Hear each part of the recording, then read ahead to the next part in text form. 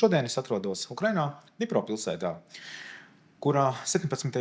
februārī starptautiskas operācijas laikā, sadarbojoties Ukrainas un Lietuvas tiesību aizsardzības iestādēm, mums izdevās apturēt noziedzīgu zvanu centra darbību.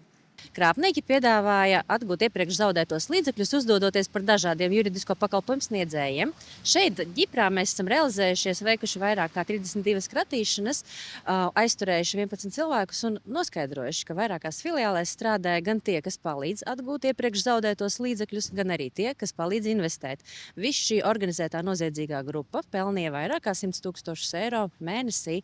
Veiksmīgi ir atrasti skaidrs naudas līdzekļi pie krāpniekiem.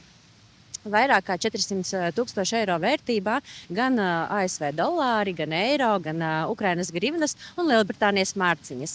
Ir izņemtas 8 automašīnas un ļoti daudz lietisko pierādījumu, kuri tiks analizēti.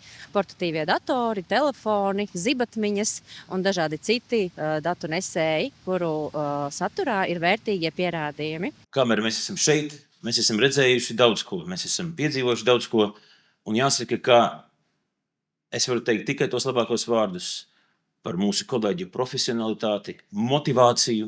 Man ir īpaši paldies sakāms kolēģiem no kibernozieguma apkarošanas pārvaldes, mūsu kiberpolicistiem, kas paaugstinātas bīstamības apstākļos ir veikuši savus pienākumus. Un arī turpmāk mēs starptautiski sadarbojoties cīnīsimies pret šo organizēto digitālo krāpniecību.